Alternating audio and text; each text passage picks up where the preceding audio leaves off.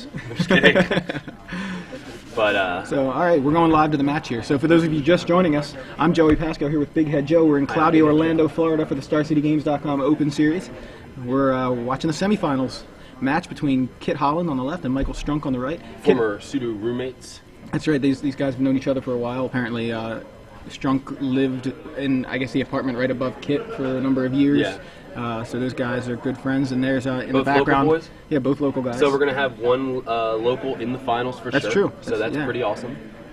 In the background, you see Megan Holland. That's Kitt's wife, also MTG mom. MTGmom.com. Yeah. It's either MTG dad. I mean, but there's no MTG kids. MTG hubby. Yeah. Rashad just asked if that's MTG dad, and I don't know. I mean, I guess that makes sense. So Kitt is on Darkblade, which again is the same kind of list that Drew Levin was playing, Alex Bertoncini, Jerry, a number of other guys. Main deck of Mira Angels, no 5-drops, no Gideons, no 6-drops, so that's no Sun Titans. Interesting point from I'm guessing it's Feb 31st. Mm-hmm. Why are neither of the Splitter Twin decks in top 8 playing Gitaxian Probe? That's a good question. We did see some yesterday that were playing Gitaxian Probe, so I'm not sure why these particular lists have decided not to play it, but apparently it's been okay for them. I mean, here we have Strunk in the semifinals, and we saw John Cuvelier. I don't know how to pronounce his name. I want to pronounce it with some sort of accent. John Cuvelier yesterday doing pretty well in the later rounds. No, actually, you may have. Yeah, he came in 12th in final standings. Yep. So I mean, he was running the same list as Strunk. By the way, Jackal Girl. I know it's pronounced Jackal Girl, but I was pronouncing it weird so people would get the spelling right on Twitter. So it looks like Kitt is taking a mulligan, unfortunately, but now he was telling us yesterday, and this is, I think, pretty crazy. Two things. He never went to a game 3 all day yesterday. Every match he won 2-0, and the one match he lost 0-2. And so the only 2 games he lost were that match, and it was to the same 75 as Strunk is playing right now. So some interesting tension there. Kitt's only game losses are to the same 75 that Strunk is playing. So very interesting dynamic. Although Kitt feels pretty confident. He feels like his list is built to beat that deck, and that even though Alex was playing the same list as Kitt against Strunk in the quarterfinals, that it was just some misplays and some good top decks by Strunk that got him there. So I think he thinks that he knows this guy too well for him to top deck as well as he has been. Maybe. So what did you just take? Stoneforge Mystic. Sounds good. Yeah, I couldn't see it for a second, but so yeah. So Strunk goes with Kitt leads off with a Creeping Tar Pit, and Strunk leads off with a Dark Slick Shores into Inquisition of Kozilek, taking a Stoneforge Mystic. It seems to be about the most popular turn 1 play from what I could see. And there we go, Kitt with the turn 2 Despise, seeing Go for the Throat. Spellskite. Yeah, is that Spellskite? I'm trying to figure out what that second card is. Is it Dismember? Oh no, it's Dismember. You're right. Okay, so Go for the Throat, Dismember, Preordained, Scalding Tarn, and Creeping Tar Pit. Something off camera too. Yeah, I think there is something off camera.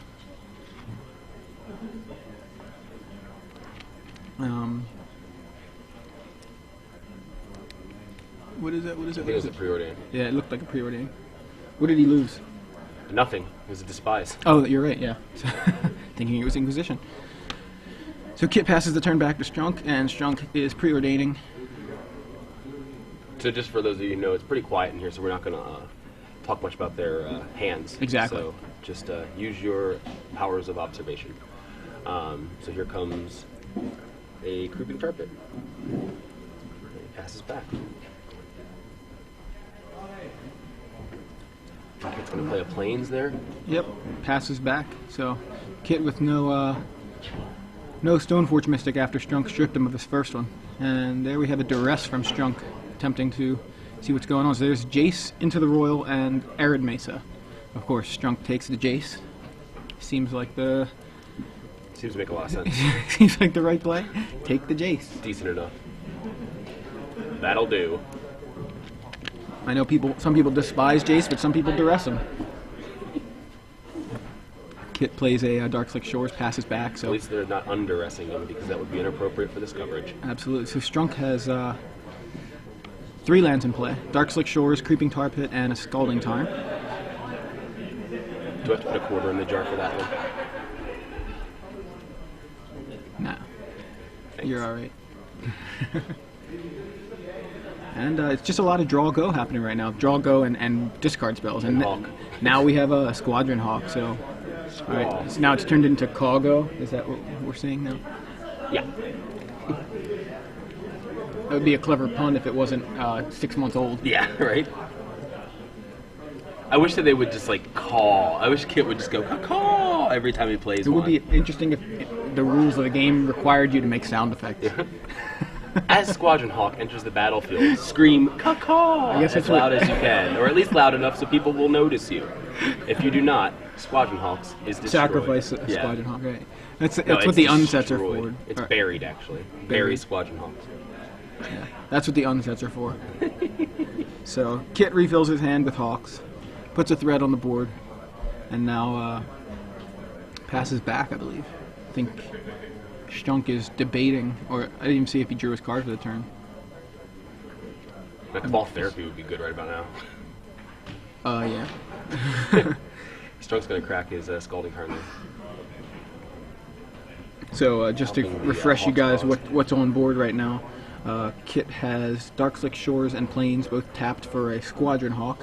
He has an untapped Arid Mesa, a Seachrome Coast, and a Creeping Tar Pit, all untapped. And on Michael's side of the board, just 3 lands: a mountain that he just fetched up with a Scalding Tarn, a Dark Slick Shores, and a Creeping Tar Pit of his own. And there's a Dismember for full price at the end of Kitt's turn for the Squadron Hawk. So keeping those threats off the board. And I guess Strunk plays a Blackcleave Cliffs. Blackcleave Cliffs. that one. That one.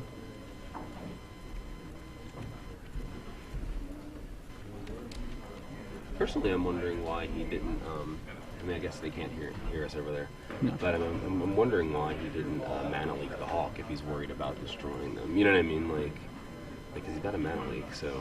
And I'm did guessing he's Kitt trying to not protect have the 3rd land in play at the time? I can't remember. I think he didn't play the Arid Mesa until after the Hawk. No, you're Or right. did He had the 3rd Did land. he have That's it? right. I did Okay. not think about that. So, second Hawk from Kitt. I don't think any surprise there. If Strunk was surprised that he played the second Hawk. I wonder what he was doing up here in this top 8. Yeah.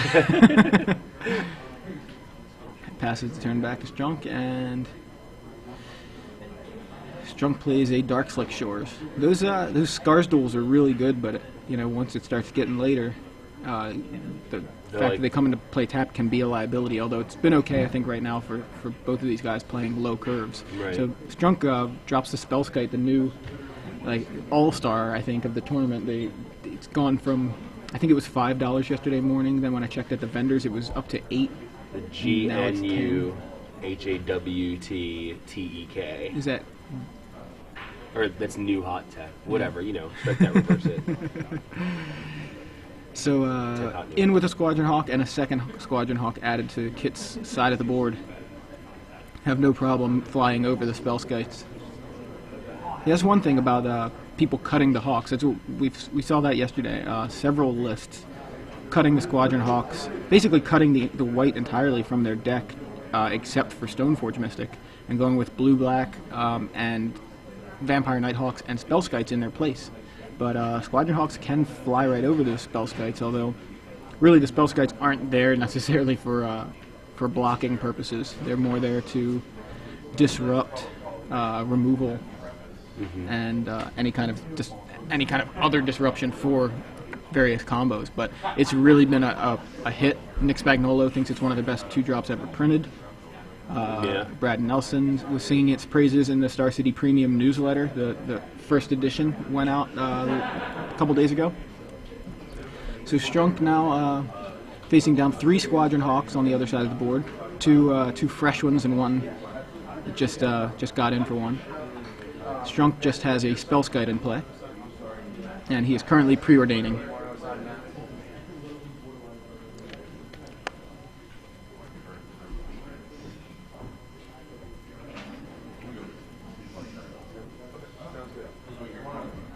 Doesn't like it. No, sir. Bottom. I don't like it. Plays a Scalding Tarn. And passive back. So Kitt has a nice clock over there. He's got he can start swinging in with Creeping Tar Pit as well if he'd like, and basically he's got a 3-turn clock if he so chooses to go that route. Right. He does not activate the Tar Pit, so in this case he's just going with 3 Hawks in the air, taking Strunk to 15. Yep. Passes back. Alright, so Darkslick Shores for Inquisition of Kozilek, or taps the Darkslick Shores, you didn't play it, sorry. Taps Darkslick, Inquisitions. Kitt responds by using Into the Royal. Yeah, has to crack his Marsh Flats, or he tried to tap his Marsh Flats for 1 of the mana, but Judge pointed out the problem with that. Into the Royal on Spellskite, and then he sees Jace and Inquisition. So Inquisition takes Inquisition, the only other target. So Kitt left. Drink your milkshake. Yes, Kitt left with just a Jace the Mind Sculptor in hand. Strunk with 5 cards in his hand at the moment. Plays the Spellskite that was just bounced. And the board looks eerily similar to the way it did this time last turn.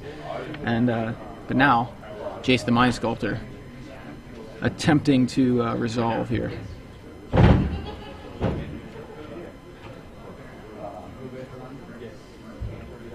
I believe the consensus of Jace the Mind Sculptor is better than all. I've heard some people say that.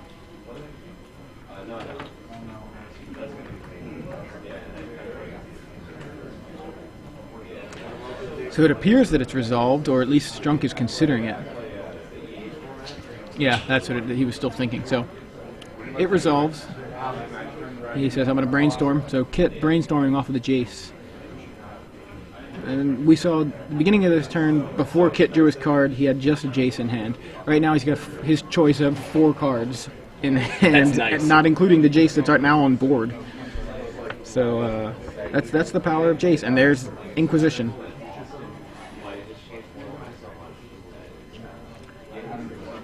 Strunk decides he wants to crack his Scalding Tarn right now in response.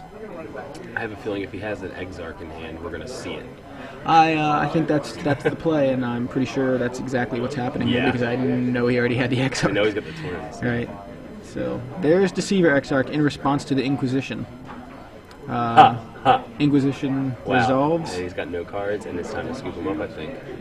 Right? Because he put back everything but the Inquisition. Yep, yeah, there we go. That was it. Game 2. So there you see the power of the Splinter Twin combo. Kitt with a Jace and 3 Hawks on board, in addition to a Creeping Tar Pit that he could have started swinging with if he wanted. He chose not to put Michael on a 3-turn clock, but it was all for naught because Michael, who seemed to kind of just be sitting there not doing very much, was only just a couple cards away from having his combo, and he just drew his Exarch, I think, in one of the very recent turns. Yeah, I just love how the combo can, just grind a game to a halt. You know what I mean? It's just like, hey, game over. Like, right. It reminds me of the old card from, I want to say it was from Kamigawa Block, Time Stop. Was that what? Yeah, end the turn. Right. It was just like random end the game, like 5 mana end the game. Turn. It was end the turn. Right. But I mean, this is like just random end the game, like you win. Right. It seems really funny to me, but for some reason I want to say that was Ravnica. well, I mean, I have right. You can just type that in, yeah. Um, But anyway. in the meantime, yeah. So you can win 6 months of SCG Premium by answering our question on Twitter. You have to hashtag SCG Premium on Twitter.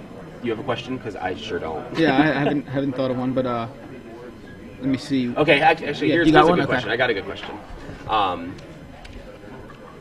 Alex Bertoncini is playing Darkblade today. This is a deviation from what he typically plays. What deck until today, or what deck did Alex Bertoncini play up until today at virtually every standard open that we've had since the deck was viable. However Joey wants to word that, I'll leave that up to him. Yeah, I know. People are tweeting the answer before I can even figure out how to word it on Twitter. I figured it was an easy one, but to answer that question, however Joey decides to word it on Twitter, and you already are, and that's awesome. If you have anything interesting to say to us on Twitter in the meantime, please refrain from doing so as the answers pour in, because we will never see it again, because everything that you wrote, as thoughtful as it may have been, just got buried. So go ahead and answer that question. Hashtag SCG Premium. And one of you lucky folks is going to win 6 months of StarCityGames.com Premium. Be able to listen to such awesome writers. If you follow their advice, like Patrick Chapin, Brad Nelson, Mike Flores. Recently promoted to Premium, Drew Levin, Legacy Superstar. Oh, Drew Levin's on Premium now? AJ Soccer, also Premium now. Those guys, I always read them anyway, so right. the fact that they were Premium, I'm like, where? It's on the left side of the page. So suddenly, we already have Premium, so we just get to flip over and look at it.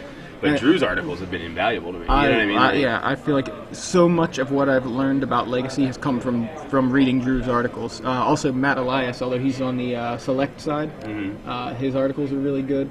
I mean, a number of people write about Legacy occasionally, but Drew, that's his forte. The Select side should be called the freemium side. Yeah, because you're still getting premium content, but you're getting it for free. That's a nice point. Also, new to the premium membership is this premium newsletter. Right. It's apparently going to go out once a week. We just got the first issue of it, I guess you could call it. The first installment of the Star City Premium newsletter was just this past Thursday, I believe. Spearheaded by Megan, MTG Mom Holland, who we've seen around all weekend. You see both guys sporting the MTG Mom sticker, mtgmom.com.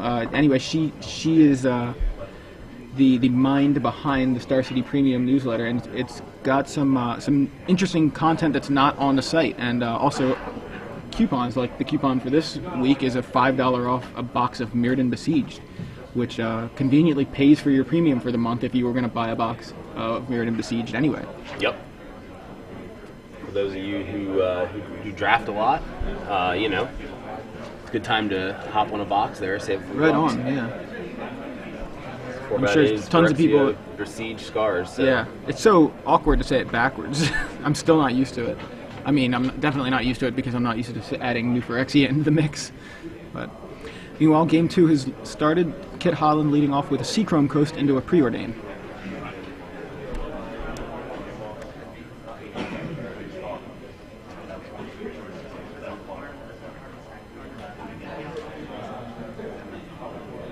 I really think that we might see a lot of mental misstep after this weekend in Standard. In Standard? I mean, that's the thing. Especially from like the Splinter Twin decks, because like they need to protect their combo, and having that turn 1 Inquisition is so huge for the decks that are trying to beat this deck. I don't know. We did see. Well, let's talk about what we're seeing on board here. Sure. Palomar Depths from Michael Strunk there. Yeah. I don't think it's crazy. We did see a couple mental missteps yesterday, actually. Sure, but I mean, I see what you're saying, but I feel like here the way they protect their combo is with their own 1-mana discard spells, and then if they're going to go further, there's things like Gitaxian Probe. Yeah, but I mean, post-board doesn't seem like a bad thing for them to put in 4 to stop the 7 discard spells that are going to break their combo up. I don't think it's a bad idea. I'm just speculating on where it falls in the hierarchy of ways to protect their combo. You know what I mean? Because if it falls too far, like how much do you want to put in there to protect your combo? Seems like a lot of slots just dedicated to something like that. And that's a very reactive answer rather than proactive. All right, I want to see what you have, and then I'm going to go off like Strunk did in Game 1. Yeah. So, meanwhile, Kitt has gone on to his second turn, dropped a Swamp, and played, or actually he dropped a Marsh Flats, tutored for a Swamp, and has played Stoneforge Mystic. Stoneforge Mystic resolved and tutored up a Sword of Feast and Famine, so looking pretty good start for Kitt this game. It's exactly what you want to do with a Callblade deck. Turn 2 Stoneforge Mystic. Yep. The plan is in motion. Yeah, I mean, as we were saying, the turn 1 play, the popular turn 1 play is the 1-mana discard spells. Neither of these guys got that this game. And Kitt manages to have the Stoneforge on turn 2 as a result. Strunk played a Scalding Tarn and passed the turn, and Kitt has played a Arid Mesa and then Preordained. So he's currently resolving that Preordained.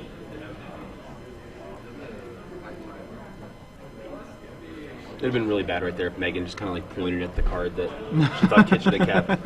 It's like, oh crap, I didn't even think about it. I wasn't even paying attention to what I was doing. So, Kitt likely going to leave the mana open to violin that sword, which looks to be the case. Pass the turn back to Strunk, who cracks his Scalding Tarn at the end of Kitt's turn. Gets a mountain.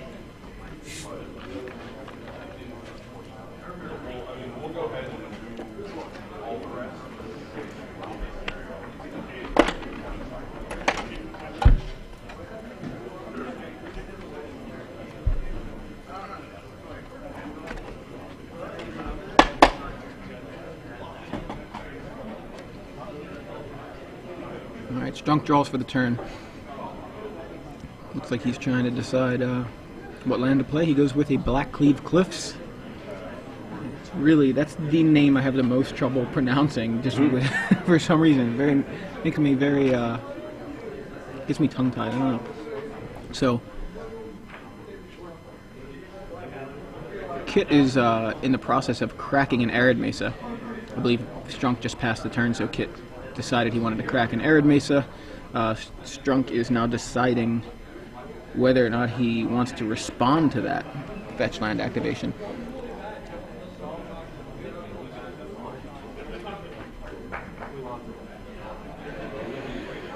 And he declines to respond, so Arid Mesa tutors up plains for Kitt, and Stoneforge Mystic appears to be about to violin that sword, forge in the sword. Okay, so, and there we have a what looked, shatter. I was going to say what looked like a curd ape to me, as quick as it was.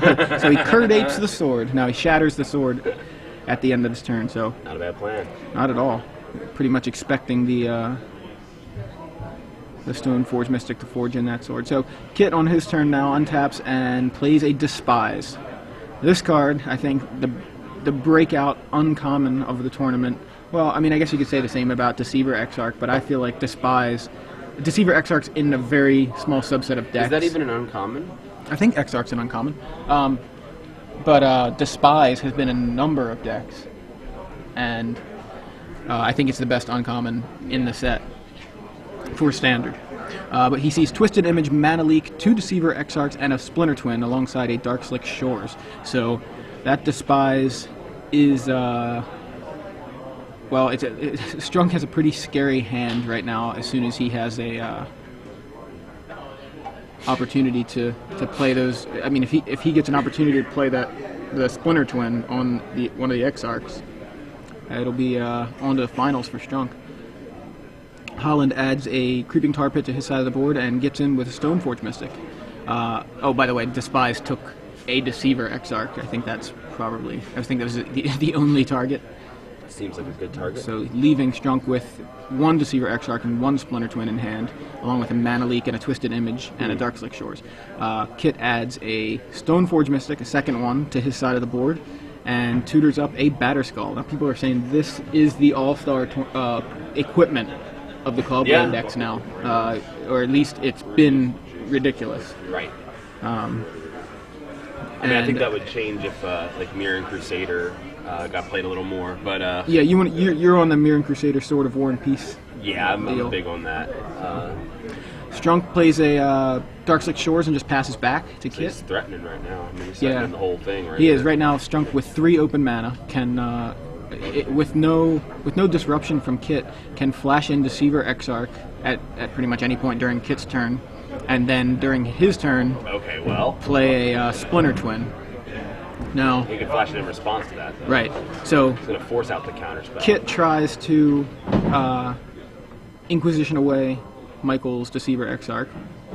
So he plays Inquisition of Kozilek. Michael flashes in Deceiver Exarch in response. And at this point, the Inquisition is resolving There's Mana Leak, Jace the Mind Sculptor, Splinter Twin, and Twisted Image.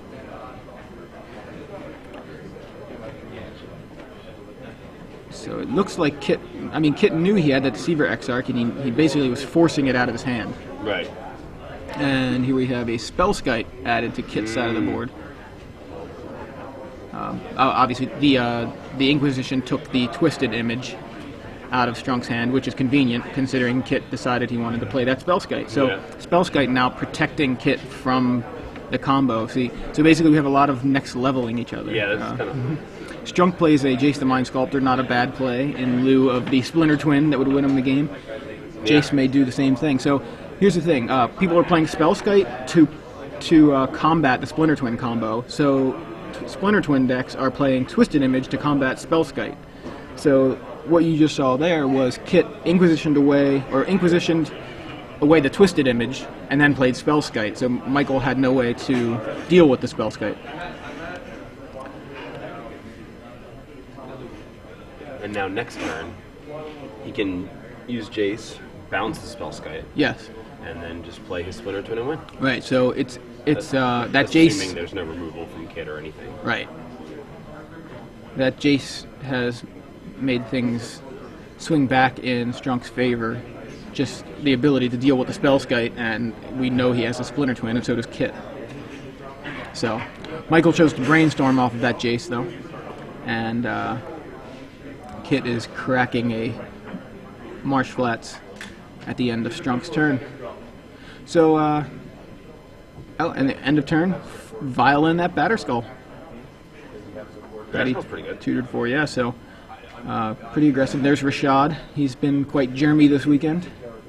At least his tokens have been. And Kitt's turn here. Just to give you guys the board state, we've got on Kitt's side 5 lands, 2 swamps, a plains, a creeping tar pit, and a Seachrome Coast. He's got 2 Stoneforge Mystics, 1 Batterskull equipped to a Germ, and a Spellskite. Strunk's side of the board, 5 lands as well. Mountain, Blackleaf Cliffs, Creeping Tar Pit, Dark Slick Shores, I'm not sure what, is that Halimar Depths, yep. And then an island. 1 untapped land, which is the island. And a Jace the Mind Sculptor on 3 counters, and a Deceiver Exarch, untapped. So, Kitt now in the red zone with 2 Stoneforge Mystics and a Battered Skulled Germ. We need a better... I guess when you say he's in with a Batterskull, you assume it's the Germ. Yeah. So, not sure if he attacked... Yeah, I was going to say he probably attacked that Jace.